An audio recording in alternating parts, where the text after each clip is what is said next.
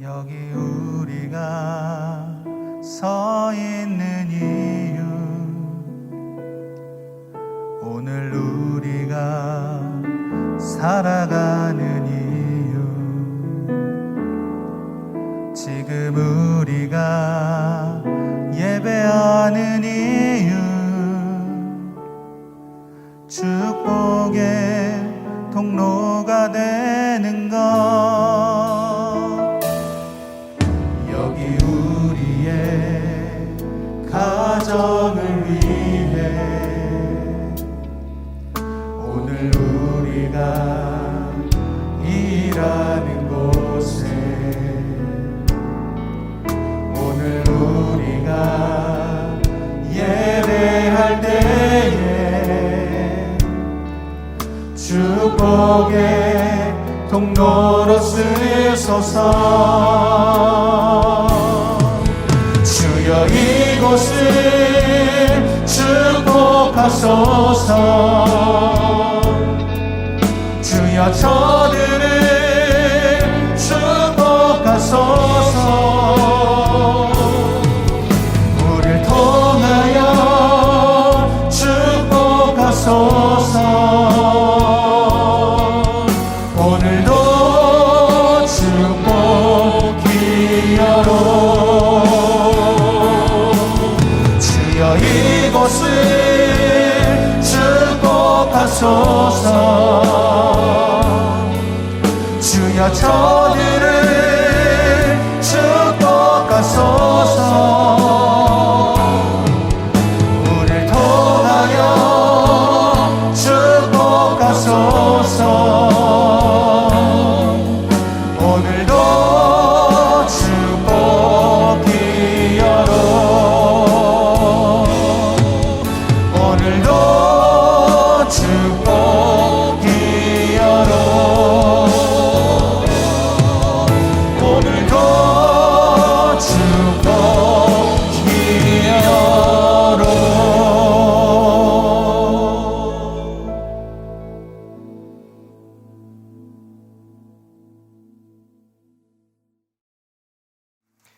할렐루야. 오늘은 어쩔 수 없이 이 강단 위에 사자들이 있어가지고 여기서 인사드리고 설교를 하도록 해요. 에이, 야, 얘네들이 움직일 생각을 안 하네. 오늘부터 추수감사절을 위한 준비의 시간들이 우리에게 주어집니다. 추수감사절은 다음 주지만 마음속으로 감사의 마음들, 지난 1년 동안, 아니 길면 지난 한 2, 3년 동안 우리에게 많은 어려움이 있었지만 그 어려움 속에서도 우리를 지켜주시고 인도해 주셨던 하나님의 은혜를 생각하면서 교회에는 어떤 감사의 제목이 있었는지, 또 가정에는 어떤 감사의 제목이 있었는지, 그래서 그 감사의 제목들을 다음 주에는 여러분 종이 비행기에 적어서 우리 함께 감사로 서로 나누는 그런 시간을 갖도록 하겠습니다. 아울러서 감사절이 되면 이 감사를 우리가 표현하는 여러 가지 방법 중에 주변에 어려운 분들 위해서 우리가 함께 나누는 감사 있습니다. 여러분 오실 때에 가지고 오실 수 있을 만큼 과일도 좋고 라면, 쌀 여러 가지 많이, 현금 괜찮습니다. 그러면 추수감사에 들어온 여러 가지 과일들과 이런 물품들을 가지고 주변에 어려운 분들 좀 돕도록, 특별히 이 지역에는 어린 시절에 좀 갑작스러운 일로 학교를 다니면서 아이를 갖게 된 그런 아이들을 좀 보호하고 있는, 또 그들에게 특별한 그런 배려를 하고 있는 그런 수녀님들이 운영하시는 그런 기관이 있습니다. 그래서 그런데 매년 저희가 추수감사자가 되면 거기에 아이들 기저귀도 좀 보내주고 굉장히 필요한 게 많습니다. 아직 정식으로 대안학교로 인정도 못 받아가지고 거기서 아이를 키우면서 공부를 하는데 되게 어려움이 많더라고요. 저도 2번 정도 방문을 했었는데 굉장히 마음이 좀 많이 아프더라고요. 어떻게든지 살아보려고 애를 쓰고 그 아이를 지키려고 애쓰는 그 어린 엄마들의 모습이 가끔 좀 아이고 하는 생각도 들지만 누구보다도 용기 있는 것 같은 마음이 들어서 어쨌든 좀 격려를 하고 싶은 마음이 있었습니다. 매년 여러분들이 쌀도 보내주고 또 아이들 기저귀 뭐 어마어마하게 많이 필요합니다. 다 보내주고 올해도 이제 저희가 그분들뿐만 아니라 주변에 어려우신 분들 코로나에서 제가 직접 방문하기가 어려우면 그런 일을 지금 하고 계시는 분들을 통해서라도 저희가 매년 그렇게 돕고 있으니까 그냥 여러분 편안한 마음으로 감사하는 마음으로 집에서 뭐 김치찌개 끓여가지고 오시면 그런 건 안 받습니다. 골치 아프니까 조리 전에 그런 여러 가지 뭐 보면 뭐 배추도 가져오시고 무도 가져오시고 많이 가져오시더라고요. 마음이 우러나는 대로 하나님 우리 마음 받으시는 거니까 그러면 우리가 또 사랑을 전할 수 있을 것 같습니다. 또 한 가지는 마침 추수감사절을 기점으로 해가지고 우리 이찬하 목사님하고 사모님이 그 탄자니아에 그래서 선발대로 우선 이 두 분을 보내보려고 그래요. 죽는지 안 죽는지. 사실 웃으면서 할 얘기는 아닌데 어쨌든 그 아프리카 선교 문이 열리면서 이제 두 분이 먼저 선발대로 가셔서 우리가 이제 소위 이차나 오리라고 이름 붙인 오리가 있어요. 그러니까 아프리카 오리들이 굉장히 약합니다. 근데 그래서 우리 이차나 목사님이 정말 한국에 오면 역사적으로 문익점 같이 이름이 남으실 분이에요. 그 오리알을 50개를 가지고 들어갔는데 하나만 깨지고 45개가 부활을 했어요. 근데 여러분 제가 강단에서 거짓말 안 합니다. 가끔 하지만 오케이. 지금은 진지합니다. 오리가 거의 많아요. 진짜. 그래서 대한민국은 그래서 우리가 그 오리 이름을 K-오리 이름하여 이차나 오리라고 이름을 붙였습니다. 근데 그 오리들이 또 알을 낳아서 이제 탄자니아를 기점으로 해서 지금 르완다와 이제 이번 달에 르완다와 우간다에 저희가 분양을 합니다. 그러니까 지금 여러분들이 헌금하신 걸로 염소 저희가 한 3천여 마리 지금 아프리카에서 살고 있고 그리고 이제 이번에 오리가 또 퍼져나가고 있고 근데 역시 대한민국은 오리도 좋아. 정말 감사해요.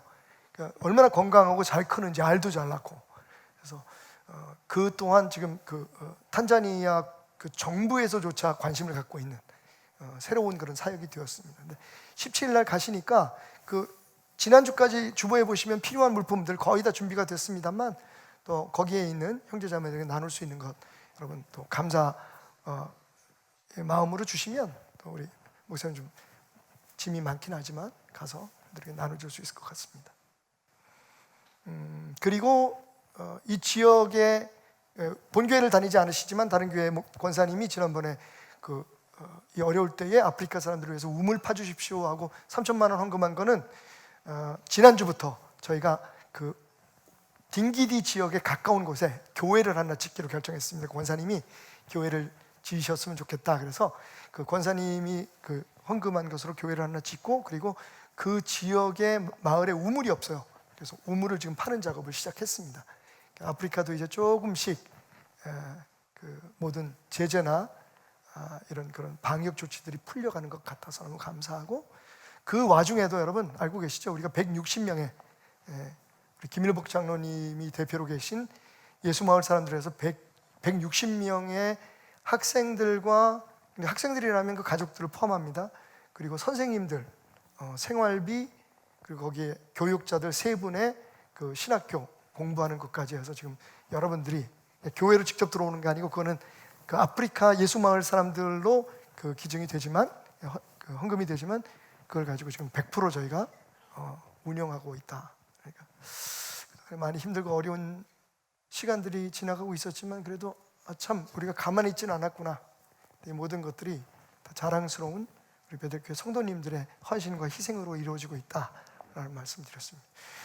그동안 저희가 헌금 봉투를 집어넣지 않았어요. 주보에다가 여러분들 형편들 다 알고 힘들고 마음 뭐 다 알잖아요, 그죠?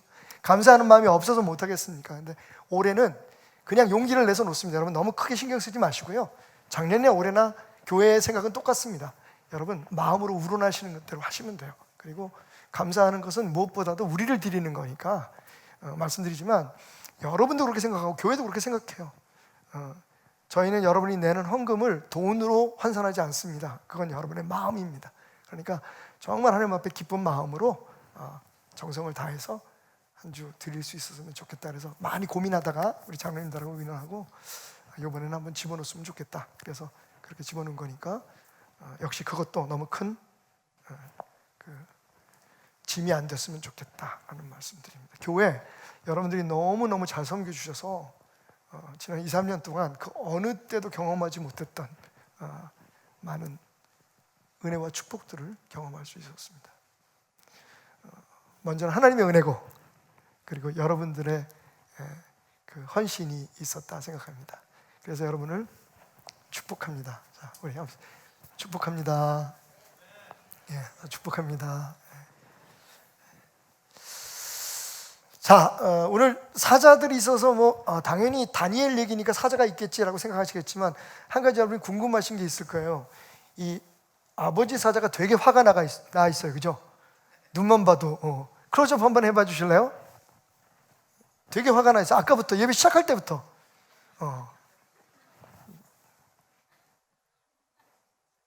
어휴, 무서워. 왜 저렇게 화가 났는지 아세요, 혹시? 제 잘못입니다. 저희가 이 사자 패밀리를 교회로 입양하면서 모셔오면서 이 아버지 사자 이름을 뭐라고 질까 생각하다가 아버지 이름을 그만 제가 실수로 네 이름은 오늘부터 다니엘이다. 이 사자 이름이 뭐라고요? 여러분이 들으실 땐 괜찮지만 사자가 들을 땐 치욕입니다. 왜냐하면 정글의 왕인 사자, 밀림의 왕인 사자의 입장에서 사자 역사 속에 가장 치욕적인 이름이 누구냐면 다니엘이에요. 그죠? 이분의 조상 되시는 사자님들이 며칠 동안 굶기는 거예요, 사람들이. 그래서 정말 뭔가 정말 귀한 밥을 주려고 우리를 이렇게 굶기는구나. 그동안에 경험이 있었으니까. 옛날 바벨론에서는 죄를 지은 사람들, 극악무도한 죄를 짓거나 반역죄를 지은 사람들은 사자굴에 집어 던졌거든요. 그러니까 사자들이 뭔가 좀 참으면 맛있는 음식이 올 것 같다라고 기다리고 있었는데 이게 웬일입니까? 오긴 오셨어요, 그분이. 근데 그날 밤에 입 한납방 끝하지 못하는 거예요. 침도 못 발랐어. 성경은 말하기를 하나님께서 그 사자들의 입을 봉하셔서 다니엘을 지켜주셨다 말씀합니다. 그러니까 우리의 입장에서 보면 와, 역시 하나님의 사람 다니엘이 사자굴 속에서 살아났어. 근데 사자들의 입장에서 보면 이건 아주 치욕적인 얘기예요, 그죠? 하다못해 침이라도 발랐어야지. 그냥 지켜만 보고 밤새도록 그 맛있는 음식을. 여러분, 정말 화나는 게 뭐예요? 먹을 게 있는데 못 먹는 거야. 차라리 없으면, 그죠? 먹을 게 없어서 못 먹으면 불쌍하기라도 하지. 근데 이거는 앞에 다니엘이라고 하는 맛있는 그 식사가 통째로 있는데 입도 못 대는 거야. 그래서 지금 이분이 이렇게 화가 나셨어요. 제가 잘못한 거죠. 얼마 전에 인터넷에서 보니까 자기 집에 키우는 강아지가 새끼를 낳대요. 3마리를 낳는데 이름을 뭐라고 적게요, 여러분? 아마 여러분이 생각하는 그 이름일 거예요. 초복, 중복, 말복이야. 어떻게 사람들이 참 이름을 그렇게 질까? 근데 이 강아지들은 그래도 좋대요. 왜냐하면 잘 모르니까 그 뜻을. 그렇게 이름을 짓는 사람이 잘못이대. 근데 만약 그 강아지가 생각하는 능력, 우리처럼 사고하는 능력이 있으면 어떨까요? 정말 기분 나쁠 거예요. 무슨 이런 인간들이 다 있어. 지네들이 좋아서 키우면서 이름을 초복, 중복. 우리가 무슨 냉장고에 들어있는 음식이냐? 근데 정말 감사한 건 아직 초복, 중복, 말복이가 살아있답니다. 장난스럽게 이름을 지은 거죠. 근데 개한테 초복, 중복, 말복이라고 이름을 짓는 거 되게 수치스러운 일이죠, 그죠? 사자에게 너는 오늘부터 다니엘이라고 이건 말이 안 되는 거죠. 자, 그렇다면 그리스도인인 우리들이 들을 때 가장 치욕적인 말은 뭘까요? 들어서는 안 될 말이 뭘까요? 솔직히 말하면 저는 이렇게 생각합니다. 그러니까 다른 사람보다 못 살아. 저는 그 말은 수치스럽지 않다고 생각해요. 예수 믿으면서도 다른 사람보다 못 살 수 있죠. 여러분, 못 산다는 개념을 약간 좀 물질적이고, 그죠? 성과적인 것으로 이해해 주셨으면 좋겠어요. 못되게 사는 얘기가 아니야. 예수를 믿고 교회도 열심히 나가고 헌신하고 봉사하는데 돈을 많이 못 벌어. 그럴 수 있죠, 그죠? 그리고 교회 나간다는 사람이라고 모두 다 학벌이나 이런 스펙이 다 좋을 수 없잖아요. 교회 나가는데 저 사람은 세상 사람, 예수 안 믿는 사람보다 못 살아. 여러분, 그 얘기를 들을 때 그래, 우리가 더 본이 되기 위해서 열심히 잘 살아야지 라고 생각할 수 있지만 저는 그 말 자체가 수치스럽지는 않다고 생각해요. 왜냐하면 예전에 우리의 선배 되시고 선진 되시는 많은 선배님들이, 특별히 사도 바울 같은 분들은 오히려 로마 시민권 집어 던졌죠. 가말리알 문화에서 공부했던 그 학위, 지금 말하면 서울대학교 카이스트 같은 데를 졸업한 그런 자랑스러운 학벌도 하나님을 위해서 다 버렸어요. 이게 필요 없다는 얘기가 아니에요. 물론 선택적인 포기지만 왜 그렇게 했을까요? 그 자체가 그렇게 무슨 수치스러운 일이 아니기 때문에 그래요. 그러니까 하나님께서 그런 특별한 사명을 주셔서 많은 것을 가졌는데 스스로 버리는 사람도 있고, 혹은 처음부터 그렇게 많은 것을 갖지 않았지만 그 자리에서 하나님을 잘 섬기는 사람도 있고, 사실은 세상적인 어떤 기준으로 세상 사람들보다 못 살아 라고 하는 것은 우리에게 치욕이 아니에요. 우리 선교사님들 보세요. 일부러 가진 거 다 버리잖아요. 주의 종들도 사실은 자기에게 주어질 수 있는 것들을 스스로 포기하면서 어찌하든지 성도들에게 본을 보이려고 하는 사람들이 있어요. 그런 분들은 그걸 수치로 생각하지 않기 때문에 그래요. 그러면 정말 수치스러운 게 뭐냐? 저는 이 말이라고 생각해요. 예수 믿는 사람 같지 않아. 예수 믿는데, 교회 다니는데, 그리스도인인데 그리스도인답게 살지 못해. 저는 그 말이 정말 수치스럽다고 생각해요. 그냥 단순히 수치스러운 게 아니에요. 그 말은 사실은 하나님 앞에서 우리가 기대하고 소원하는, 우리에게 약속된 그 축복을 누릴 수 있는 그 일에 방해가 될지도 몰라요. 이렇게 생각해 볼까요? 오늘 아침에 제가 지금 이제 아리랑곡에 있는데 조금만 방을 하나 얻어서 저희가 지금 잠시 머물고 있는데, 차를 타고 오면서 뉴스를 틀었어요. 근데 재밌는 얘기가 나오더라고요. 모 지방 소방관이 음주운전을 하고 하다가 사람을 쳐서 그 사망 사고가 난 거예요. 근데 왜 그 얘기가 되게 마음이 안 좋았냐면, 소방관이잖아요. 그죠? 소방관이 하는 일이 뭡니까? 얼마 전에 또 경찰관 하나도 그런 일이 있었어요. 우리가 운전을 하다 보면 뭐 부주의로 그럴 수도 있고 전체 사고로 일어날 수도 있는데, 사실 문제는 이분이 술을 드시고 그 제정신이 아닌 상태에서 운전을 하다가 내지 말아야 될 사고를 해서 사람을 죽인 거예요. 근데 이 사람이 소방관이라는 거예요. 그런 사고 자체를 일으키는 건 잘못이고 음주운전은 안 되는 거지만, 문제는 소방관이 그랬다니까 더 충격적인 거죠. 가끔 우리 그런 얘기 듣잖아요. 그죠? 그 사람답지 못한 어떤 일을 했을 때에 사실 우리가 더 거기에 대해서 비난을 하고 거기에 대해서 더 상처를 받고 충격을 받는 겁니다. 그러니까 이 시대의 교회가, 그리스도인이, 물론 세상의 기준에 다 맞춰야 하는 것은 아니지만, 아니 적어도 하나님이 보실 때 너는 아무리 봐도 내 사람 맞네, 너는 하나님을 믿는 사람처럼 그리스도인처럼 살고 있구나 라고 이야기할 수 없다면, 여러분, 제가 찔려서 깔고 들어가겠습니다. 우리는 완벽할 수 없어요. 아무리 노력해도 우리가 정말 완전한 그리스도인의 기준에, 하나님이 보실 때 내 사람 맞다, 넌 내 종 맞다라고 할 만한 그 기준에 다 합당할 수는 없겠죠. 적어도 그럼에도 불구하고 그런 얘기를 쉽게 공공연히 들어서는 안 될 것 같아요.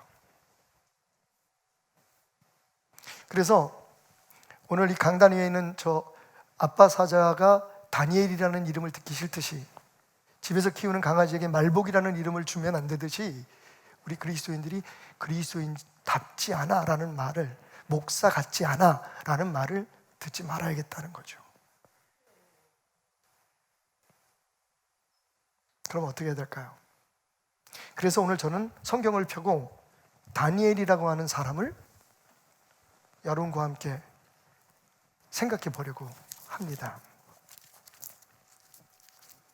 많은 사람들은 다니엘을 이야기할 때 제가 상징적으로 이 위에 사자들을 올려놓은 것처럼 사자굴 속에서 살아난 사람, 뭔가 특별한 사람으로 생각합니다. 근데 저는 항상 제 설교의 방향이 그렇듯이, 여러분, 거기에 너무 몰입되면 안 돼요. 그게 우리 목표가 아닙니다. 물론 우리가 사자굴과 같은 그런 위기와 어려움 속, 특별히 지금같이 여러분 사업하시면서 또 자녀들 키우면서 신앙생활하면서 겪게 되는 그 어려움이 마치 사자굴 속에 던져진 것처럼 사면초가의 그런 상황에 처했을 때 하나님의 도우심으로 구원함을 받고 하나님의 인도하심으로 살림을 받는 것, 그건 우리 모두의 소망이에요. 근데 여러분, 그건 결과예요. 그죠? 그리고 그건 하나님이 하신 거예요. 만약 다니엘의 삶이 아주 그렇게 특별한 것이라면, 우리가 도저히 따라갈 수 없을 만큼 특별한 것이었다면 사실은 오늘 제가 여러분에게 다니엘에 대해서 이야기하는 것은 아무 의미가 없을 거예요. 자, 이 부분에 있어서 성경은 정확히 우리에게 이렇게 말합니다. 야고보 선생님이 말씀하시기를, 엘리야는 우리와 성정이 같은 사람이지만 기도해서 하늘에서 내리는 비를 막게 했고 내리지 않게 했고, 그리고 또 다시 기도하니까 비가 내렸다. 여러분, 지금 야고보가 뭘 얘기하고 있는 겁니까? 우리는 엘리야처럼 막 특별한 사람이 되고 엘리야가 보여주는 어떤 특별한 그런 행위나 행동에 대해서 우리도 그런 사람이 되었으면 좋겠다라고 얘기하지만, 사실은 주님께서 우리에게, 성경이 우리에게 가르치기를 원하는 말은 그게 아니라 그냥 정상적인 그리스도인이 되라는 거예요. 정말 그리스도인이 되라는 거예요. 다시 말하면, 그러면 그 결과로 우리가 구할 때 하나님이 들어주시고, 예? 아니 우리가 구하기 전에 미리 하나님께서 사자의 입을 봉해 주신다는 거예요. 혹시 여러분들이 오늘 말씀 조금 제가 마음이 급해서 결론 부분에 얘기해야 될 걸 좀 빨리 당겨서 여러분들에게 나누고 싶어요. 그렇다고 설교가 지금 끝나는 건 아닙니다. 기대하지 마십시오. 10절 말씀해 보니까 이거 가지고 우리가 이제 다음 주가 추수감사절인데 추수감사절 때 가장 많이 하는 설교 중에 하나예요. 10절 말씀 보니까 다니엘이 이 조서에 왕의 도장이 찍힌 것을 알고, 무슨 말이에요? 나 이제 죽었구나예요. 하나님 앞에 예배하다가 기도하다가 걸렸으니까 나는 이제 죽었구나. 그걸 다니엘이 감지하고 있어서 알고도 한 거잖아요. 그죠? 그 얘기예요. 그런데 그리고도 자기 집 윗방에 올라가서 창문을 열고, 그런데 정확한 번역은 열려진 창문을 향해서요. 그러니까 그때 창문을 열었다는 게 아니라 그 창문이 열려 있었다는 거예요. 항상 뭘 위해서? 예루살렘을 향하여 하루에 3번씩 무릎 꿇고 기도하는 창문이었던 거예요. 동쪽을 향해, 예루살렘을 향해서 그 창문이 항상 열려져 있었고, 다니엘은 수시로 집에 들어가면 제일 먼저 하는 일이 그 위층에 올라가서 그 창문에 무릎 꿇고 기도했다는 거예요. 근데 기도의 내용이에요. 여러분, 어떻게 기도했다고요? 감사했대요. 이 부분을 되게 많이 우리가 여러 가지로 설명합니다. 그러니까 감사는 기적을 일으키는, 우리를 어떤 상황에도 감사해야 된다. 근데 저는 여러분 조금 더 인간적으로 한번 제 입장에서 제가 다니엘의 신발을 신고 한번 해석을 해봤어요. 다니엘이 감사했다는 말이 뭘까? 저는 이 다니엘이 감사기도 했다는 이 말에서 뭘 생각하냐면요, 다니엘은 자기의 삶을 거기서 접은 것 같아요. 공감 가시죠? 공감 가시죠? 그런 거예요. 그러니까 이제 나는 살아날 길이 없는 거야. 많은 사람들이 생각할 때 우리가 하는 것처럼 다니엘이 나는 이제 사자굴 속에 들어갈 짓을 지금 내가 하고 있는 거야. 알면서도. 그러니까 사자굴 속에 들어가더라도 나를 살려주세요라고 기도했어야 되는 거잖아요. 에? 죄송합니다. 하도 반응이 없어가지고. 무서워. 나는 지금 사자 눈보다 여러분이 더 무서워. 이게 조명도 이렇게 으스르르한데 거기서 여러분 눈이 지금 바짝바짝 빛나고 있어. 저는요 이번에 거기에서 은혜를 받았어요. 다니엘의 감사는 이거였어요. 하나님, 여기까지인가 보네요. 근데 지금까지 고마웠어요. 와우. 저는 이 기도가,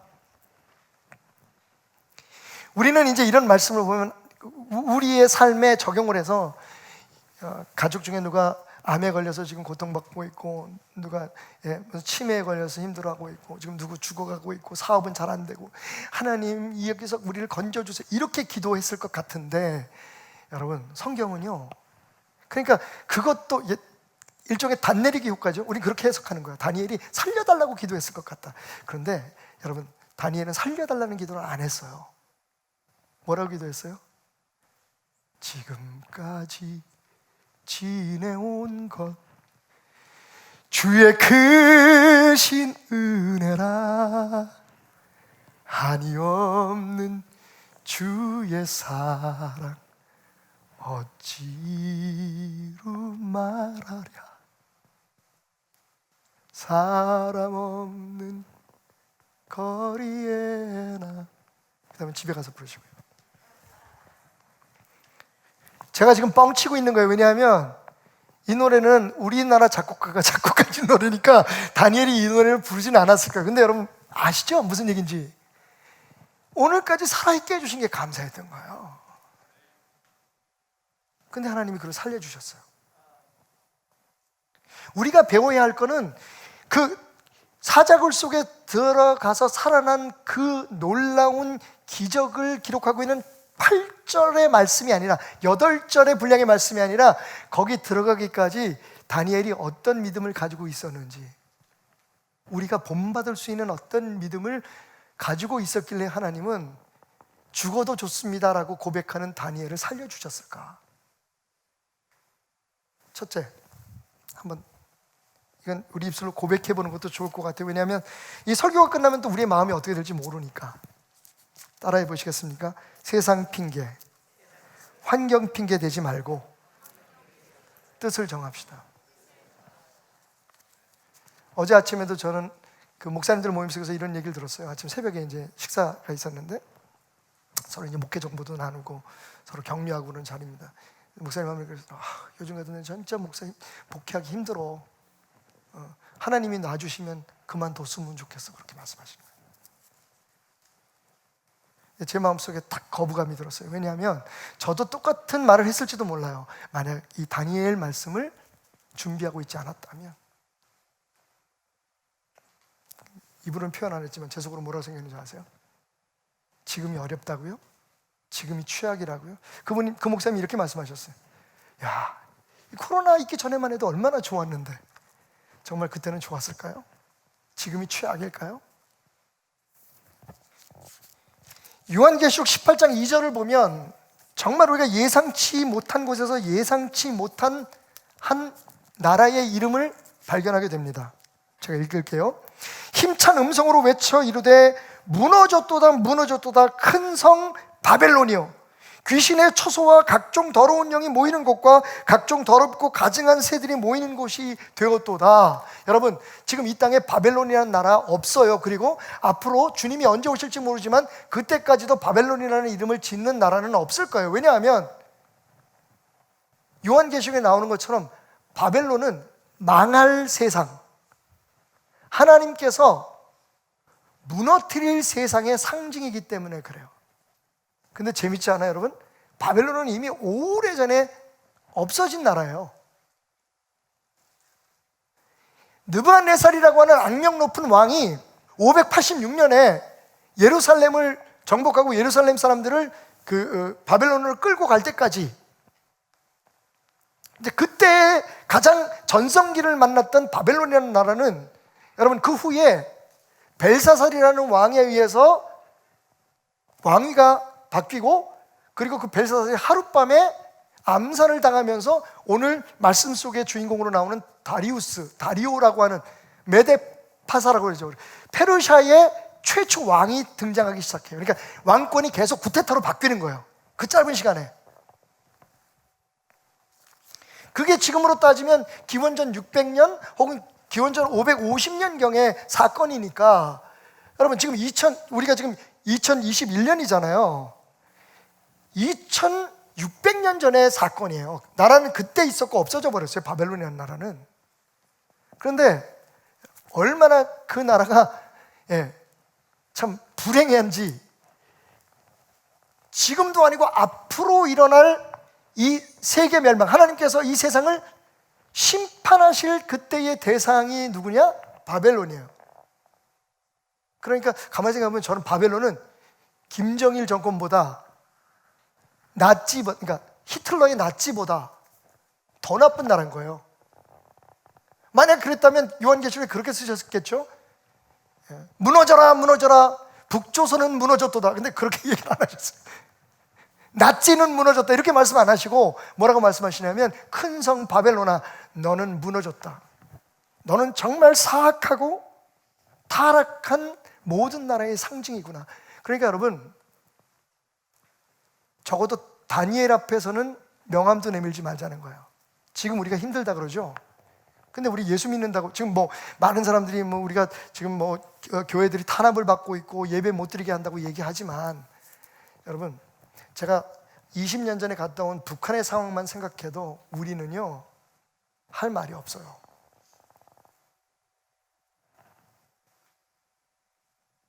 그것도 다 이유가 있고 명분이 있잖아요.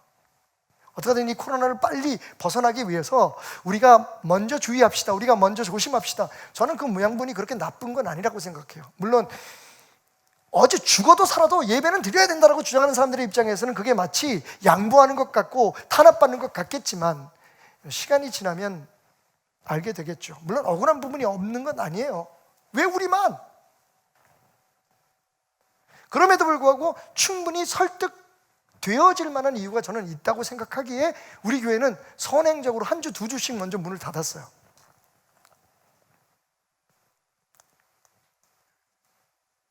그것도 우리의 사명이라고 생각했기 때문에. 근데 여러분, 바벨론은요, 보세요. 느부갓네살 왕이라는 왕이 얼마나 잔인했는지 제가 대형 박물관에 가서 느부갓네살 아시리아 그리고 바벨로니아 이런 나라들이 어떻게 죄인들을 처형했는지 그걸 그림들이 옛날에는 그거 다 그려놨어. 막 새겨놓고. 왜? 나 이런 사람이야 이거 보여주려고. 마치 김정은이라는 사람이 자기 삼촌을 고사포로 쏴서 죽이는 거 그거 다 보여주잖아요. 막 사람들한테. 그게 일종의 공포 정치하는 거잖아요. 그러니까 옛날 왕들이 다 그랬어요. 대표적인 왕이 느부갓네살이에요. 보세요, 여러분. 사드락 메삭 아벳느고는 어떻게 죽이려고 했죠? 자기가 만든 신상, 자기와 독과하던 신앙을 안 가졌다는 이유 때문에 풀무불에 던져 죽였는데, 여러분 풀무불이 얼마나 뜨거웠는지 사드락 메삭 아벳느고를 죽이려고 풀무불에 던지려고 가까이 갔던 사람이 타서 죽었어. 그게 느부갓네살 왕이에요. 태워 죽이고 찢어 죽이고. 지금 다리오 왕은 어때요? 사자 바벨로 집어 던져줘. 지금은 그러진 않잖아요, 여러분. 그죠? 지금은 재판받을 기회도 주고 억울하면 억울한 거에 대한 말할 수 있는 기회도 주지만, 옛날에는 그런 게 없어요. 무조건 법을 만들어 놓고 거기에 안 따르면 불에 던지고 기름에 튀기고 사자 밥으로 집어 던져줬다는 거예요. 그렇게 간악한 시대에도 그렇게 완악한, 이건 뭐 종교적인 이유를 떠나서 인간이 어떻게 그럴 수 있어라고 하는 정말 말도 안 되는 상황에도 다니엘은 있었다는 거예요. 문제는 마음을 정하기 나름이에요. 그래서 다니엘서 첫 부분에 보면 다니엘은 뜻을 정하여 왕의 음식과 그가 마시는 포도주로 자기를 더럽히지 않게 하였다. 여러분, 무엇을 했느냐가 중요한 게 아니라 여기서 핵심이 뭐예요? 뜻을 정했다는 거예요. 제가 존경하는 삼일교회 송태근 목사님의 그 표현으로 말하면 뜻을 정한다는 건 이런 뜻이래요. 사냥을 갔어요, 여러분이. 가족들을 위해서 큰 짐승을 오늘 잡아와야 돼요. 근데 정말 동시에 토끼 한 마리와 사슴 한 마리가 나타나. 여러분, 총 딱 한 방 쏘면 반대쪽에 있는 동물은 무조건 도망가게 돼 있어요. 그죠? 그러니까 선택의 여지가 없어. 한 마리를 잡아야 돼. 묻습니다, 여러분. 사슴, 토끼, 뭘 잡으시겠어요? 당연히 사슴이지. 고기 먹고 뿔 갖다 팔고. 여러분, 만약 저와 여러분이 사냥꾼이라면 거기서 뭐 생각할 게 없을 거예요. 그죠? 딱 돌이켜서 사슴을 빵 쏘고 토끼는 도망가도 내버려 두는 거죠. 마음을 정한 거예요. 사실 하나님을 믿는다는 건 이런 거예요, 여러분. 제가 가끔 다른 종교하고 우리 기독교를 비교하다가 보면 우리 목사님이 다른 종교에 대해서 뭐 폄하하는 게 아닐까? 뭐 너무 그렇게 무시하는 게 아닐까 생각하시겠지만, 저는 지금 다른 걸 얘기하는 거예요.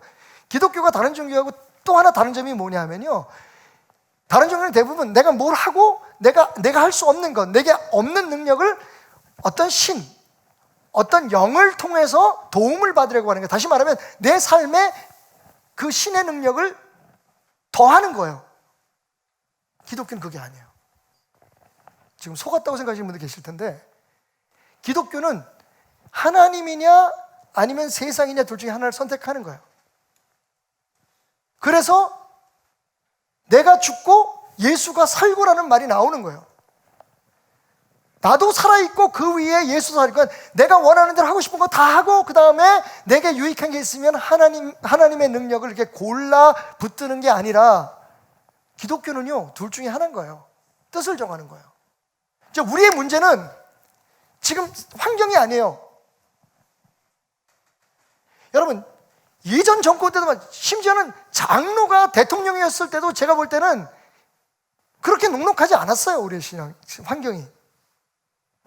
그때는 오히려 그분이, 지금 우리가 이제 그걸 겪고 있는데, 그게 정치적인 결단이고, 뭐 거기에 대해서 우리가 어떻게 평가하는 차이가 있겠지만, 여러분, 군부대에 예전에는 이 목사님들이, 군목들이 거의 대부분이었어요. 지금은요, 그분이 대통령이 되면서 어떻게 바꿔놨냐면, 프로포션을 배분을 했어요. 쿼터를 만들었어요. 그래가지고 목사님 숫자를 줄이고, 그 다음에 뭐 다른 종교의 지도자들을 집어넣고, 전체적으로 보면 아마 그게 잘했다는 일로 생각될 수 있지만, 우리 입장에서 보면 왜 그랬을까라고 생각할 수 있죠. 그죠? 사실은 그 문제가 아니에요. 세상의 문제가 아니에요. 환경의 문제가 아니에요. 은근히 그것을 핑계 삼고 탓하면서 내가 왜 내 믿음이 흔들릴 수밖에 없는지, 내가 왜 예수가 아니고 세상을 따라갈 수밖에 없는지를 우리 스스로 조장하고 있다는 게 문제예요. 다시 말씀드리지만 다니엘은요 정말 극단적인 상황 속에 처해 있었던 사람입니다. 다른 얘기 아니에요. 오늘 말씀 읽어서 알지만 다니엘은요 사회적으로, 정치적으로, 인간적으로, 개인적으로 아무런 허점이 없었던 사람이에요. 오해하지 마십시오. 그렇다고 다니엘이 죄를 안 지었겠나? 죄가 있었겠죠. 사람이니까. 그런데 적어도 정치적으로 탄압을 할 만한 이유를 찾지 못했다는 거예요. 적어도 지금 우리나라의 여러 정치의 지도자들보다는 낫을 것 같아요.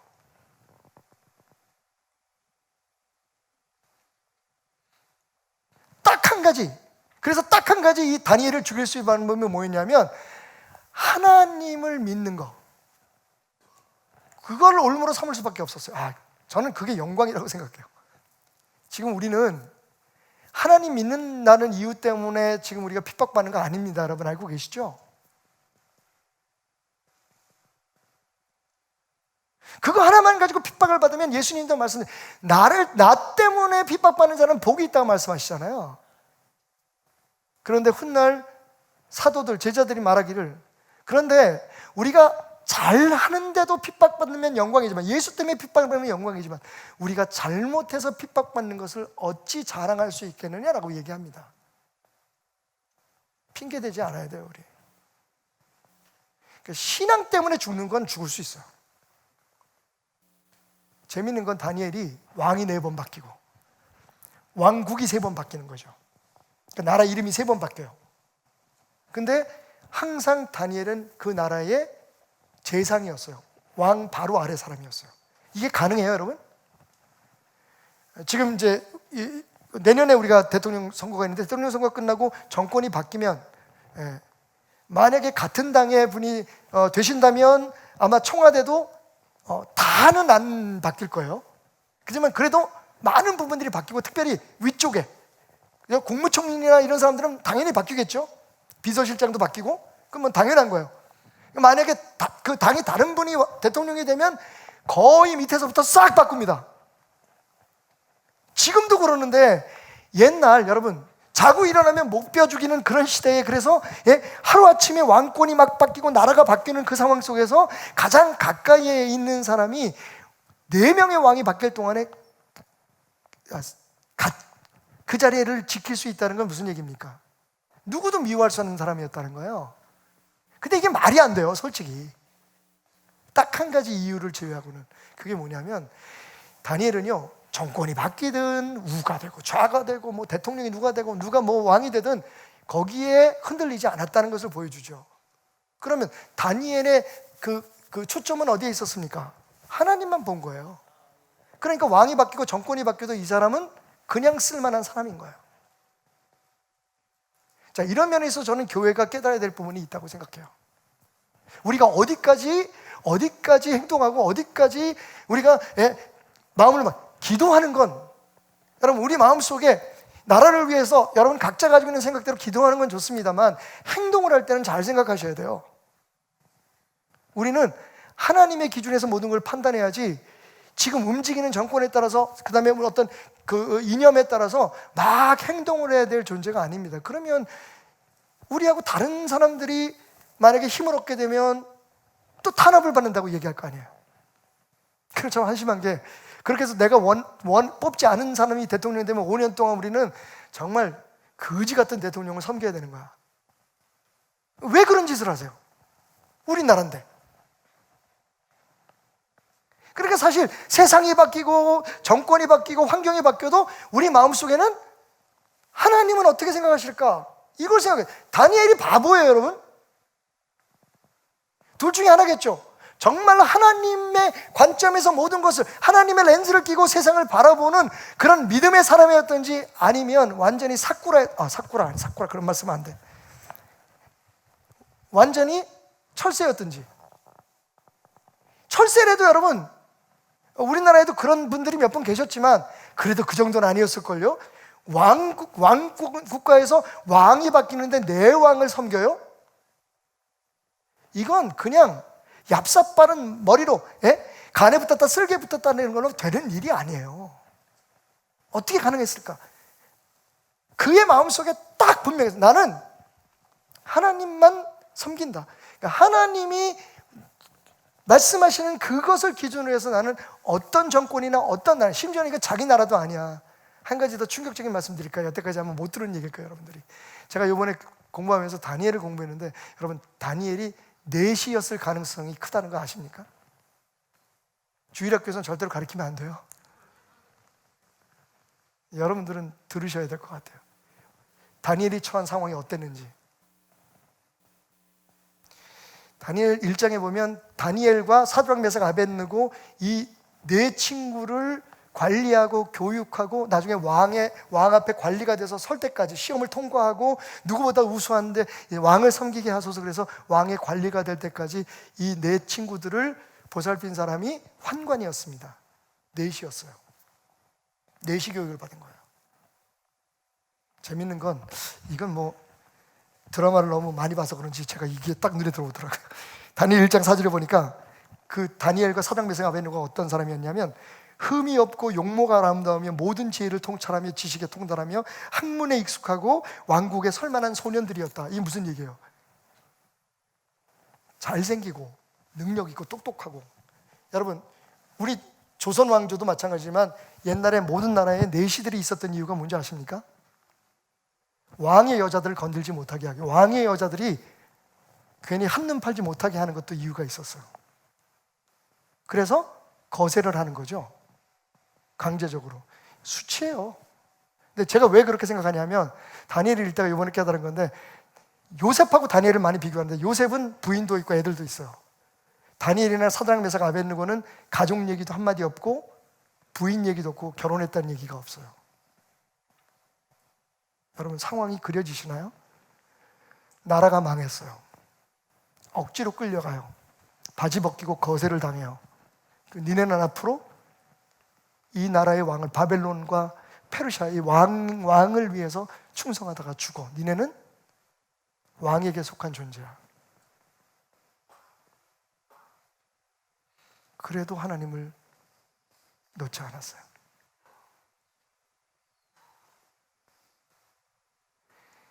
여러분 뭘 크고 대단한 거를 하기 전에 가장 정상적이고 기본적인 신앙의 결단이 우리에게 있어야 돼요. 하나님은 우리가 실패할 거 알아요. 우리가 실수할 거 알아요. 하나님 믿는 게 오직 어려운 일인가요? 눈에 보이는 이익 앞에서 우리가 정말 눈 하나만 깜짝하고 무슨 경력 속이고 무슨 그거 한번 딱 하면 그것도 그냥 슬쩍 하는 거야. 그러면 내가 높은 데 올라갈 수 있는데 그거를 이건 안 돼 라고 결단하는 게 쉽습니까? 아세요. 우리가 얼마나 흔들리고 얼마나 주저앉는지. 그런데 중요한 건 처음부터 아주 내가 그래도 하나님, 나는 하나님의 사람으로 살고 싶어요, 살겠습니다라고 하는 뜻을 정하는 마음조차 없다면, 이게 완전히 내가 세상에서 잘 되기 위해서 그냥 하나님을 믿어 드리는 거라면 하나님도 우리를 사자굴 에서 건져줄 하등의 이유가 없죠. 그래도 하나님 마음은 전 잘 모르지만, 그렇게 마음을 정한 후에 두 번째로 기억해야 될 건, 이제부터 30일 동안에 이 유혹을 이겨내야 돼요. 한번 따라해 보세요. 이제부터 30일 동안만 이 유혹을 이겨내게 하소서. 여러분, 이게 법령을 내리는데, 이 머리 좋아요. 어쨌든 목적 자체가 다니엘을 제거해 버리는 거니까, 그죠? 어디서 굴러먹던 돌이 와가지고 박힌 우리들을 뽑아내 200여 명의, 그러니까 구테타를 일으켜서 새로운 정권을 만들고 200여 명의 관리들을 세웠는데, 그 사람들은 헤드죠. 전부 다 그 밑에 무슨 동장님 이런 분들은 다 따로 있고, 위에 이제 큰 사람들만 세웠는데, 그 중에서도 지금 총리들을 세운 거죠. 총리를 세워가지고 그 중에서도 다니엘을 우두머리로 세운 거예요. 다시 말하면 서열 2위예요. 2위. 도대체 이 꼴을 못 보겠는 거야. 아니, 어떻게 왕이 바뀌는데 이거는 안 바뀌어? 얘는 우리 땅에서 태어난 애도 아니야. 포로야, 포로. 근데 어떻게 이 사람이 우리 머리 위에 있지? 그때 아마 다니엘의 나이가 한 80쯤 되었을 거라고 생각해요. 미치겠는 거예요, 사람들이. 그래서 모여가지고 이 다니엘을 죽이려고 생각을 해봤는데 아무런 흠이 없어. 가족도 없고 뭐도 없고 돈도 모아놓은 것도 없고, 어디서 무슨 투기한 것도 없고 아무것도 없는 거야. 죽일 수 있는 방법이 뭘까? 딴 방법 없어. 보니까 매일 하루 3번씩 기도하더라. 하나님을 믿는다는 거, 그거 하나 가지고 잡자. 예수쟁이라는 거 하나 가지고 잡자. 옛날 정말 악독했던 국가와 정권들이 그랬던 것처럼, 공산주의나 나치 같은 경우에.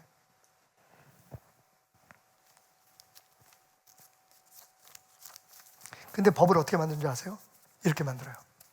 지금부터 30일 동안 그 누구도 왕이 아닌 다른 사람에게나 다른 신에게 절을 하거나 기도하는 자는 무조건 사자굴에 던진다. 왕이 딱 보니까 기분 좋죠. 도장 딱 찍어요. 그런데 자기가 정말 사랑하는 다니엘이 거기 올무에 걸릴지 몰라서 다니엘을 죽이려고 하는 법이었어요. 겉으로 보기에는 굉장히 괜찮은 법 같은데 독소 조항이 있는 걸 몰랐는 거예요. 그게 다니엘을 죽이려는 거예요. 근데 왜 그렇게 했을까요, 여러분? 그게 함정이에요. 30일만 버티면 되잖아. 그 얘기 뭐예요? 요번 이거 한 번만 넘어가면, 이번에만 참으면, 그러니까 하나님도 이해해 주실 거야. 어쩔 수 없잖아. 요런 어떤 그 덫을 놓은 거예요. 그러니까 다니엘의 마음을 시험한 거죠. 30일만 참아라. 30일만 기도하지 말자. 30일만 내가 하나님의 사람인 것을 잊고 살자. 그러면 30일 후에는 마음대로 살 수 있을 텐데. 여러분, 그런데 현실적으로 우리의 삶에 그런 시험이 얼마나 자주 다가오나요? 사탄은 그렇게 우리를 시험하죠. 요번만 그냥 넘어가. 저 목사인데요, 저도 그런 시험 많아요. 요번만 어떻게 잘 지나가 봐. 그런데 다니엘은 그걸 이겨내잖아요. 그리고 뭐라고 기도해요? 하나님, 여기까지인가 봅니다. 그동안 이 땅에서 이렇게 살게 해주신 거, 나라 잃고 이렇게 붙들려 와가지고 거세당하고 이런 거지 같은 삶을 사는데, 겉으로는 행복했겠죠. 돈도 많고 자기 집도 있고 재상이고 얼마나 좋아요. 근데 인간적으로 얼마나 비참했겠습니까? 집에 들어가면 가족이 있어요. 어디 진짜 마음으로 예쁜 여자가 있다고 눈길이나 한번 주겠어요? 친구들과 밥이나 한번 먹어요? 그런 일도 전혀 없는, 완전히 노예 중에 노예 같은 삶을, 그것도 인간 이하의 대접을 받으면서 그 자리를 지켜야 했던 그에게 무슨 감사가 있겠어요? 기도합니다. 저 사자굴에 들어갈 것 같아요. 근데 하나님 여기까지 지켜줘서 감사하고요. 제가 사자굴에 들어가도 지금까지의 그 은혜를 잊을 수 없습니다. 저도 어느 날 이 교회를 떠날 때 그 고백이 제게 있었으면 해요. 저는 또 그렇게 고백할 만큼 사랑을 많이 받았고요. 지금까지. 그걸 잊어버리니까 자꾸만 불평하게 되더라고요. 원망하게 되더라고요. 내가 이렇게 희생하고 이렇게 헌신하고 내가 이렇게 살았는데 나한테 이것밖에 안 해줘. 내가 이 집에서 이런 대접밖에 못 받아. 내가 이 회사에서 이것밖에 못해. 하나님 다 쓸어버려 주세요. 저 못된 것들 다 고쳐. 이 세상 전부 다 뒤집어 엎어버리시고요. 하나님의 의를 이루소서. 그게 누가 하나님의 의라고 얘기해요?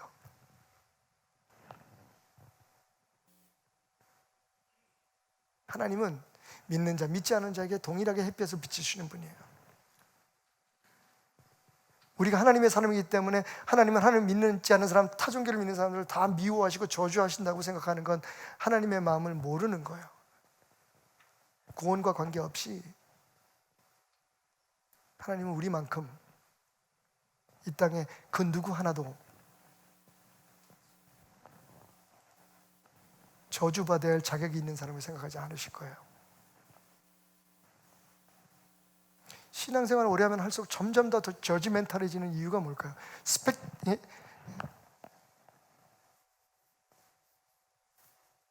스캡티칼해지는 이유가 뭘까요? 우리가 옳고 저들은 잘못되고 저들은 다 유대인들이 옛날에 성민사상으로 얘기했던 것처럼 다 지옥에 떨어질 불쏘시개 같은 인간들. 여러분 그런 눈으로 사람을 대하면 아무리 겉으로 친절하게 얘기하려고 해도 여러분 당연히 무시하고 당연히 다니엘의 기도는 그랬어요. 하나님 이런 곳에서 여기까지 인도하신 거, 내가 거세를 당하고 때로는 가고 싶지 않은 곳에 가서 서 있어야 될 그런 사람이었을지라도 저는 항상 하나님께 감사합니다. 이 모든 것이 하나님의 은혜였습니다. 30일만 버티지, 이번 한 번만 그냥 눈 감고 넘어가지. 융통성도 없어요. 우리가 사는 세상은 녹록지 않아요. 그리고 항상 거기에는 우리에게 이런 유혹이 있어요. 이번만 그냥 넘어가. 아무도 안 보는데. 한 번이잖아. 그때에도 모든 걸 잃어도 하나님 이거 하나님 뜻 맞습니까? 라고 물을 수 있는. 근데 실수할 수도 있죠. 잘못 결정할 수도 있죠. 그게 인간이에요. 하나님 그거 모르시나요? 아세요. 여러분 모세도 실수했고 다윗도 실수했고 다 죄를 지었어요. 그럼에도 불구하고 하나님이 원하시는 건 그 마음 중심에 누가 있느냐 하는 거예요. 누구를 향하느냐 하는 거예요. 결론 짓겠습니다. 결국은 그래서 오늘 다니엘의 삶을 통해서 우리 배우는 것 따라합시다. 어디에 있느냐보다 어디를 향하고 있느냐가 중요합니다. 저는 여러분의 삶 속에 오늘 우리가 밤새도록 우리 목사님들이 밤새도록 애써서 만든 이 다니엘의 열려진 창문이 있었으면 좋겠어요. 다니엘의 창문은 항상 예루살렘을 향하고 있었고 하나님을 향하고 있었습니다. 그런데 여러분 놀라운 일 벌어지죠? 역사 속에 정말 이건 신비로운 일이에요. 저도 그걸 처음 알았을 때 깜짝 놀랐어요. 무슨 일이냐면 여러분 예수님이 태어나셨을 때 베들레헴에 동방박사들이 왔었죠. 그 사람들이 어디서 왔습니까? 동방에서 왔어요. 그걸 대부분의 성경학자들은 페르시아라고 얘기해요. 재밌죠? 그 사람들은 별을 보고 왔다 그랬어요. 점성술을 믿는 사람들이에요. 미신을 믿는 사람들이에요. 근데 어떻게 그 사람들이 그 별을 보면서 유대 땅에 세상을 구원할 메시아가 올 것을 알고 있었을까요? 저는 이 한 구절의 말씀을 그냥 간구할 수 없었어요. 다니엘서 2장 48절 왕이 이에 다니엘을 높여 왕이 꾼 꿈을 해석한 거예요. 깜짝 놀라서 왕이 야 너 진짜 대단하다. 넌 지혜뿐만 아니라 영적인 능력도 네가 믿는 하나님이 굉장히 너에게 신령한 능력을 주셨는가 보다. 그리고 그에게 귀한 선물을 많이 주고 그를 세워 바벨론 온 지방을 다스리게 하며 또 바벨론 모든 지혜자의 어른으로 삼았다. 그러니까 그때 바로 다니엘이 왕을 섬기는 그 자리로 등극했을 뿐만 아니라 왕이요 다니엘에게 그 지역의 모든 관리들과 모든 학자들과 모든 사람들을 훈련시키는 나라의 스승으로 삼았어요. 그리고 그 역사는 이어집니다. 그러니까 다니엘이 뭘 가르쳤겠어요? 그래서 우리는 어떻게 지금 믿고 있냐면, 그때 찾아왔던 동방박사가 다니엘의 후손이었을 것이다. 그게 육신적인 후손일 수도 있고요. 근데 제가 말씀드린 것처럼 그 넷이었으면 그건 불가능한 거고, 그러니까 가르침을 받은 그런 사람들이었을 것이다. 그리고 그것이 대를 이어가면서 페르시아에 하나님을 믿는 사람들이 있었고, 그건 그럴 수밖에 없었던 게 왕들이 다 그렇게 얘기를 해요. 다니엘이 믿는 하나님이 진짜 하나님이다. 전 지방에 다니엘이 믿는 하나님을 믿는 사람들을 앞으로 탄압하지 마라. 뭐 때문에요? 여러분, 항상 그가 섬겼던 하나님에 대한 그의 믿음 때문입니다. 다니엘서 6장 16절, 이에 왕이 명령하여 다니엘을 끌어다가 사자굴에 던져 넣는지라 왕이 다니엘에게 이르되 내가 항상 섬기는 너희 하나님이 너를 구원해 주실 거다. 여러분, 자기가 신이라고, 신의 아들이라고 얘기하는 이 왕이 다니엘을 축복합니다. 사자굴 속에 던지긴 던졌는데 자기 마음이 아니었던 거예요. 얼마나 괴로운지 몰라. 근데 어떻게 자기 체면이 있잖아. 나한테 절 안 하는 사람 죽이라고 해놓고서 자기가 그걸 스스로 어길 수가 없는 거예요. 그러니까 다니엘을 사자굴에 던질 수밖에 없었지만 와서 뭐라고 얘기하냐면, 다니엘아, 네가 항상 섬기는 하나님이 너를 지켜주시기를 원하노라. 축복을 해요. 20절에 보니까, 그리고 다니엘이 거기서 살아났을 때 밤을 지새우면서 노심초사하던 이 왕이 다니엘에게 가서 이렇게 말합니다. 다니엘아, 내가 항상 섬기는 내 하나님이 사자들에게서 너를 구해줬니? 살아있는지 안 살아있는지는 물어보면서 이렇게, 항상 네가 섬기던 그 하나님이 너를 살려주셨니? 라고 묻습니다. 여러분, 항상 이걸 우리가 보여줘야 돼요. 어떤 상황이나 어떤 환경에서도 우리가 가끔 실패하고 넘어지는 한이 있어도, 저 사람은 그래도 하나님을 항상 믿어, 어떻게든지 하나님 말씀대로 살려고 애를 쓰고 있는 모습이 보여라고 하는 이야기가 사람들에게 들려질 때, 지금 당장은 다른 이유로 세상 사람들이 옳지 않다고 생각하는 일을 저지르고, 하나님 믿는 사람들이 교회가 세상보다 더 못한 짓을 하면 안 되겠죠. 하지만 하나님을 믿는다는 이유 때문에 어려움을 겪고 혹은 때로는 불편한 일을 겪을지라도 항상 하나님을 믿는 그 마음이 변치 않는다면, 여러분, 우리는 나를 사랑하는 자를 내가 사랑하고 내 이름을 인정하는 자를 내가 도와주고 내게 부르짖는 자의 기도를 들어 내가 어떤 상황에서나 구해주겠다라고 말씀하시고 너희 자녀들과 자손들에게까지 축복하리라. 다니엘이 사실은 그때 열어놓는 문은 단순한 기도의 문이 아니라 미래의 소망과 구원의 문이었던 거죠. 그에게 배운 사람들의 자손들이 예수님께 정말 만약 우리가 얘기하는 것처럼 예수님의 탄생을 알리기 위해서 거기까지 온 사람들이었다면, 이게 하나님의 역사하심의 놀라운 결말이 아니겠습니까? 성도들, 식당 하시는 분들이 많아요. 장로님 중에서도 고깃집 하시는 분이 계셔서 저한테 이렇게, 목사님, 이게 술을 팔아야 되는데 어떻게 하면 좋을까? 근데 식당 안에서 술 안 팔고 못하죠, 그죠? 하나요? 이거 한다고 하는 사람들은 식당 안 하는 사람들이야. 사실 우리가 이 세상에서 살아가면서 솔직히 술 팔고 안 팔고 그러면 그게 크게 문제가 되는 건 아니라고 저는 생각하지만, 그럼에도 불구하고 이미 주어진 그런 이미지가 있으니까 우리는 안 먹어도 남을 먹게 하는 건 맞아? 주일날 자기네는 문 닫으면서 다른 사람들 나와서 일하라고 하는 건 맞아? 이런 여러 가지, 그죠? 스캡틱한 여러 가지 많은 그런 의문들을 할 수가 있는데, 솔직히 목사 입장에서 그런 얘기를 들으면 되게 쉽지 않아요. 저는 한 가지를 분명히 말씀드립니다. 저희가 주일날에는 절대로 교회 문을 닫지 않겠습니다.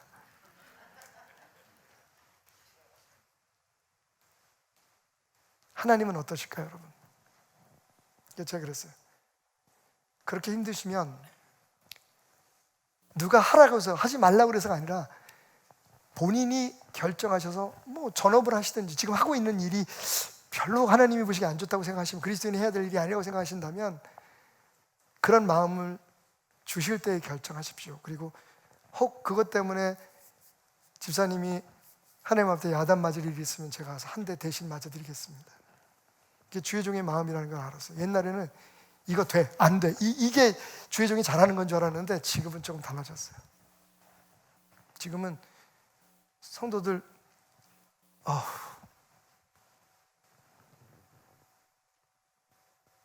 여러분, 저 좋은 목사 아니에요. 그냥 좋은 목사가 되고 싶은 사람일 뿐이지. 조금만 더 일찍 하나님이 그 마음을 제게 주셨다면, 예수님이 그 현장에서 간음하자 걸린 여자에게 나도 너를 용서하니 너 앞으로 이런 짓 하지 마라고 얘기했던 그 마음을 제게 일찍 주셨다면, 제가 그렇게 성도들에게 모질게 어떨 땐 마음 아픈 얘기를 하지 않았을 텐데, 함께 일하는 사람들한테. 모르겠어요, 잘.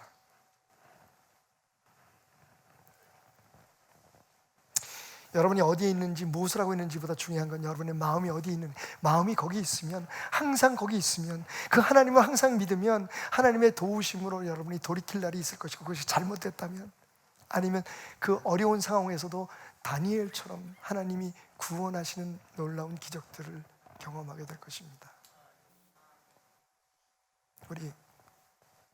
우리의 삶에 하늘로 향한, 예루살렘으로 향한 창문을 엽시다. 항상 닫히지 않도록 우리의 기도의 문을, 우리의 예배의 문을 열어놓으십시다. 전라남도 영광에 조그만 교회 하나가 있어요. 어떤 목사님이 목회하다 너무 힘이 들어서 휴가를 내고 거기에 잠깐 머물게 되었답니다. 그리고 새벽 예배 참석했는데, 솔직히 죄송한 얘기지만 이 큰 교회 목사님들이 다른 교회 목사님들 설교 듣는 게 어려워요. 뭐 별로 좋은 태도는 아닌데, 솔직한 건 솔직하게 남의 설교 듣는 게 좀 쉽지가 않아요. 교만해서 그렇겠지만 어쨌든. 근데 그날 이제 그래서 예배를 드리고, 별로 뭐 그냥 예배 드렸으니까 지나가고 기도하는 시간이 돼서 불을 끄고 기도하는데 자꾸만 거슬리는 소리가 들리는 거예요. 그래서 잠깐 눈을 떠보니까 꼬부랑 할머니 한 분이 강대상 앞에 머리를 쳐박고 기도하는데 똑같은 말을 방언하듯이 반복을 하시는 거예요. 정식으로 믿게 해주소, 정식으로 믿게 해주소, 정식으로 믿게 해주소. 그래서 목사님 처음 들을 때 아들이 정식인가 보다, 정식이 믿게 해달라는가 보다. 가만히 들어보니까 하나님 믿으려거든 정식으로, 아마 거기 그 지방 사람들의 말인 것 같아요. 바르게 믿게 해달라는 거죠.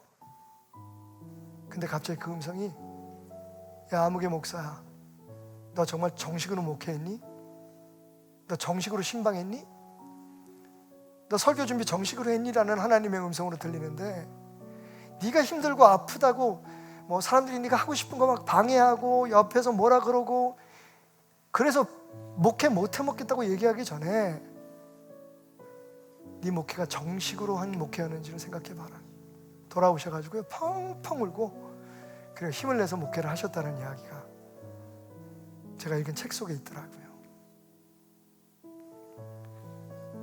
여러분, 우리는 성경에 나오는 여러 영웅들과 특별한 믿음을 가진 사람, 기적을 체험한 사람들에 대해 매료돼서 우리에게도 그런 기적이 일어나게 해주십시오라고 말하지만, 정작 우리가 매료되어야 될 건 그런 기적을 하나님께서 일으켜 주실 만큼 그들이 얼마나 하나님 앞에 온전한 믿음의 삶을 살려고 여러분 몸부림쳤는지, 완벽한 게 아니라 그렇게 마음을 정하고 흔들리지 않고 타협하지 않고 그 창문을 열고 기도했는지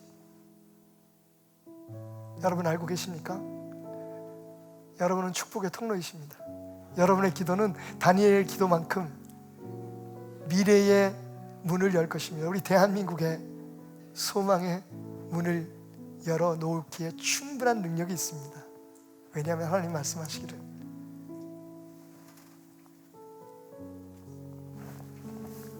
여기 또 안 보면 상처받아.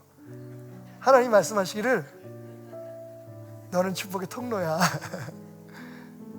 내가 너로 인하여 이 세상을 축복하기를 원하노라. 네 기도하는 곳에. 여러분, 요번에 축복 히어로잖아요. 오늘도 축복 히어로. 이 우리 황성문 목사님의 아이디어인데, 축복 히어로, 영어로 히어로잖아요. 히어로가 여기잖아요.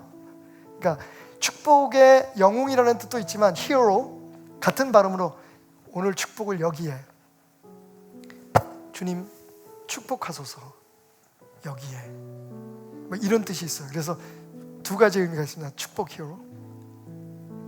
여러분의 삶에 기도의 창문 하나 활짝 열어놓으시고, 여러분의 기도가 나아가고 하나님의 축복이 여러분을 통해 이 땅에 올 수 있도록 한마디 기도예요. 여러분, 아침에 직장에 가시든지 학교에 가시든지 아니면 차 안에서든지 여러분이 생각날 때마다 딱 한마디씩 마음속으로 기도해 주시는 게 이번 프로젝트의 의미입니다. 다음 주부터 22일 동안 할 건데요, 한번 해볼까요?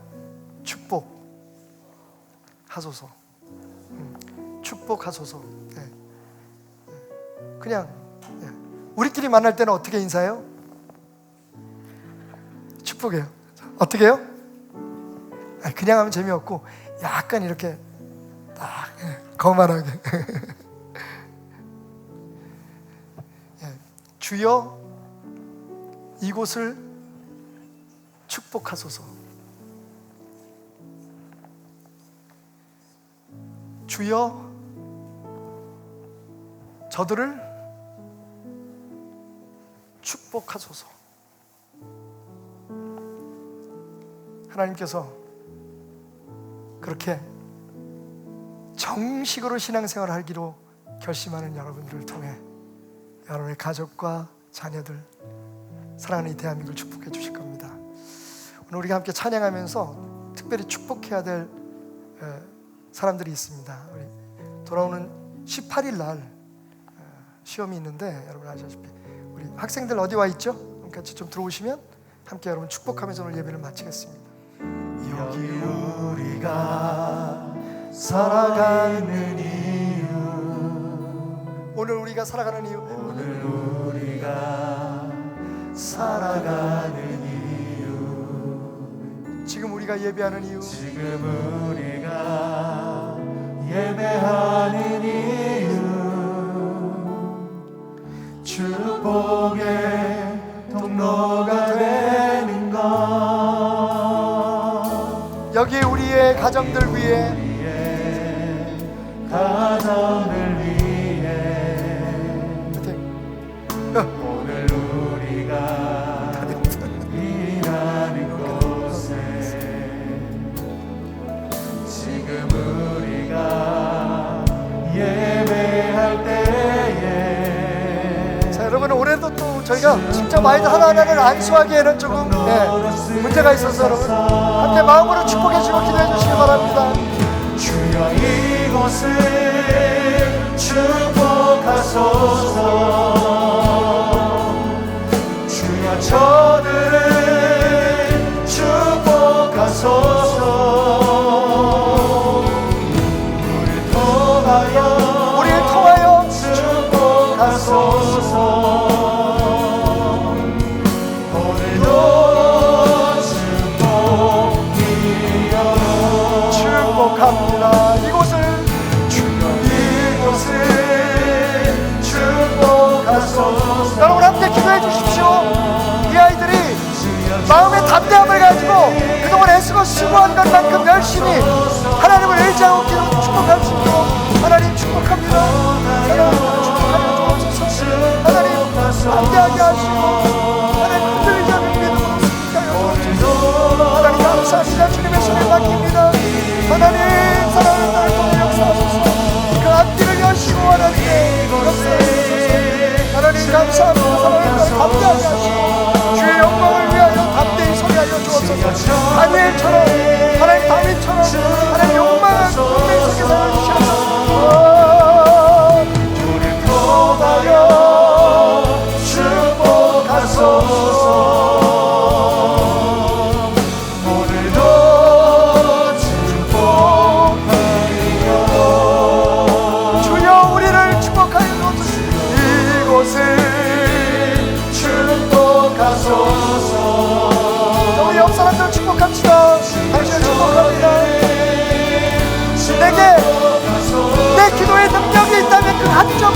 당신을 축복하는 일에 사용하겠습니다. 내게 하나님이 주신 능력 한 점이 있다면 그것을 당신을 축복하는 일에 쓰게 하십니다. 오늘도 축복해요.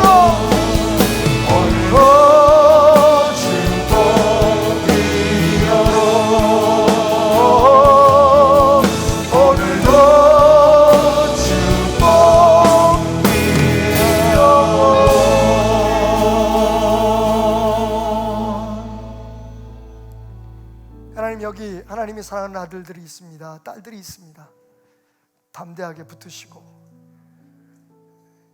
그 자리에조차도 우리가 누구인지를 기억하며 담대하게 승리할 수 있도록, 흔들리지 않도록 하나님 그 두뇌를 민첩하게 하시고 마음을 시원하게 하여 주옵소서. 하나님의 영광을 위해서 도전하는 그 앞길에 베들의 모든 청소년들, 청년들 하나님 힘을 더하여 주시고 그 길을 인도하여 주옵소서. 저들을 위해 눈물로 기도하는 부모님들 계십니다. 가족들이 있습니다. 교회가 있습니다. 그 축복의 기도가, 간구의 기도가 이루어짐으로 하나님 영광 돌리게 하여 주옵소서. 그러나 오늘 주신 말씀처럼 세상보다 못 사는 게 부끄러운 게 아니라 하나님의 사람으로 살지 못하는 것에 대한 안타까운 마음을 갖고 사는 우리가 되게 하소서. 이 아름다운 사람들, 이 멋진 사람들 하나님 붙들어 주실 때 특별히 탄자니아로 향하는 선교사들 붙들어 주시고 이 어려운 때에도 사랑을 나누기 위해 그 마음을 여는 모든 성도들 축복하소서. 아픈 사람들 위로하시고 외로운 사람들, 다니엘만 하겠습니까? 하늘을 향한 창문을 열고 기도할 때 주여 사랑으로 기고하소서. 믿음이 없는 이들이 있다면 그 마음에 찾아오셔서 주님, 조금 알아가는 주님의 사랑에 감격하고 감동하는 은혜를 더하소서. 예물 드린 손길 위에 축복하시고 감사주의를 준비하는 모든 사람들의 마음에 일찍 찾아온 크리스마스와 같은 행복을 느끼게 하소서. 예수님의 은혜, 하나님의 사랑, 성령님의 역사하심과 치유하심이 이 땅에 세워진 모든 교회들과 하나님 사랑하시는 마지막 소망될 대한민국 위에 그저 마음으로 정말 사랑하고 서로를 아껴주는 모든 마음들 위에 하나님 함께 하소서.